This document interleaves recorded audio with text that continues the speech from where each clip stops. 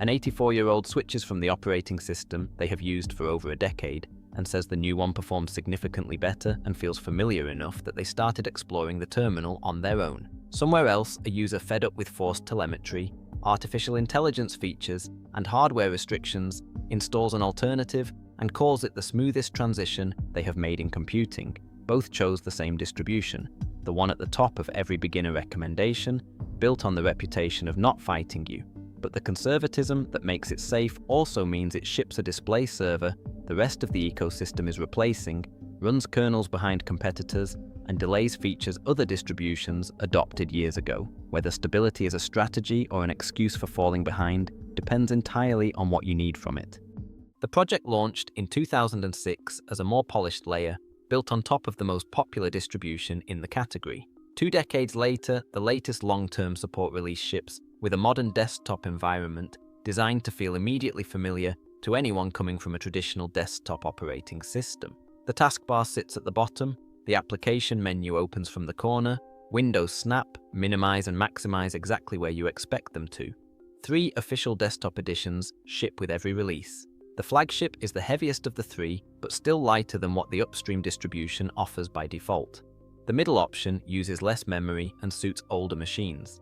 The lightest option boots fastest, uses the least idle memory, and runs comfortably on hardware that would struggle with either alternative. The project is based on the long-term support version of its upstream distribution, which means 5 years of security updates for core packages. The current release will receive maintenance until 2029.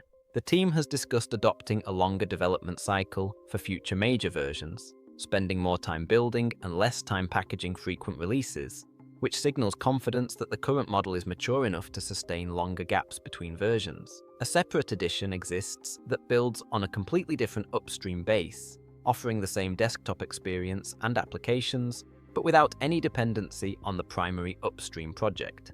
That edition shipped a newer kernel at launch, providing out-of-the-box support for the latest processor architectures and graphics hardware that the main edition required additional configuration to handle. The existence of both editions is an insurance policy. If the relationship with the primary upstream ever breaks down, or the upstream makes decisions the project cannot accept, the alternative edition is ready to become the default path.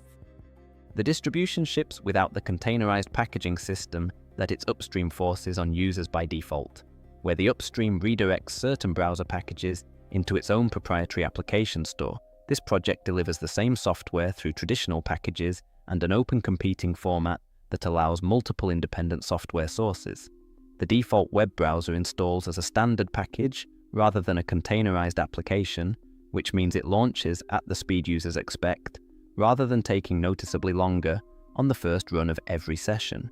That decision alone accounts for a significant portion of the loyalty the project inspires. Users migrating from the upstream specifically cite the absence of slow-launching containerized applications and the absence of commercial messaging inside system update tools as reasons for switching. Software management uses the traditional package manager with a graphical front end that categorizes updates by risk level, letting users apply security patches immediately while holding back larger changes until they are comfortable. A snapshot tool integrates directly into the update process. Before any significant change, the system can capture a complete image of the current state. If an update causes problems, rolling back takes minutes rather than hours of manual troubleshooting.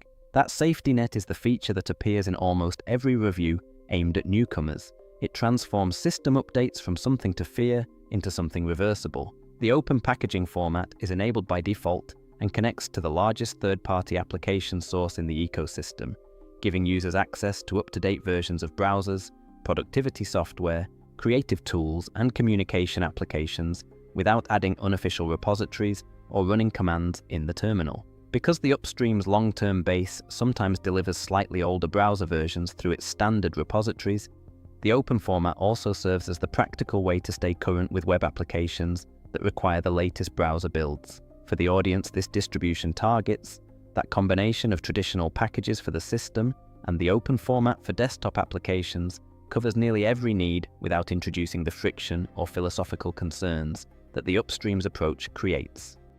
The conservatism that earns trust also creates the most persistent criticism. The display server running underneath the desktop is the older protocol that the broader ecosystem has been replacing for years. The competing protocol offers better security isolation between applications, smoother performance on high refresh displays, improved touchpad and gesture handling, and is already the default on distributions that this project's own users often compare it to. An experimental session using the newer protocol exists but is not ready for daily use, particularly on hardware from the largest proprietary graphics vendor, where users report boot failures and unusable sessions. Community discussions suggest the newer protocol will not become the default until at least the next major version series, possibly later. The kernel that ships with the current release is reasonably modern, but sits behind what faster-moving distributions offer. For users with the very latest wireless chipsets, processors, or graphics hardware, this gap can mean drivers are missing or incomplete on a fresh installation. The project addresses this partly through its upstream's hardware enablement kernels, which bring newer kernel versions to the long-term base over time, and partly through the alternative Debian-based edition, which shipped a different kernel version at launch with broader support for cutting-edge hardware. Forum posts from users whose laptops lack working wireless, or whose graphics cards produce flickering or black screens on the current release, typically resolve when a newer kernel is installed manually, but that process contradicts the project's core promise of working out of the box without technical intervention. The broader concern is whether deliberate conservatism serves the target audience, or whether it has become a limitation. Competing distributions that share the same upstream base now ship the newer display protocol by default, use more current kernels, and adopt newer audio infrastructure sooner. Users who try this distribution and then leave often cite these gaps as the reason, particularly those interested in gaming where newer graphics stacks and kernel features translate directly into performance and compatibility improvements. The distribution remains the most consistently recommended starting point for anyone moving from a traditional desktop operating system to an open-source alternative, because nothing else in the category matches the combination of a familiar desktop layout, a transparent update process with built-in rollback protection, the absence of commercial messaging inside system tools, and a packaging approach that avoids the friction its own upstream introduced. That recommendation carries the context that the display server is a generation behind the rest of the ecosystem. Kernel versions lag faster-moving alternatives by enough to affect users with the newest hardware, and the project's deliberate pace means features adopted elsewhere years ago arrive here later.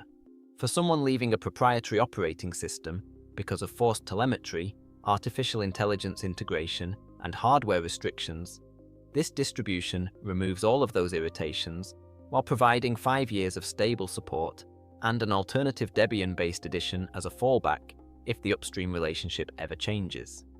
For someone who wants the newest display protocol, the freshest kernel, and the fastest adoption of emerging standards, the same conservatism that makes it safe for beginners makes it frustrating for the audience that has outgrown the need for a safety net. Every choice is a trade-off. At least now you know what you're trading.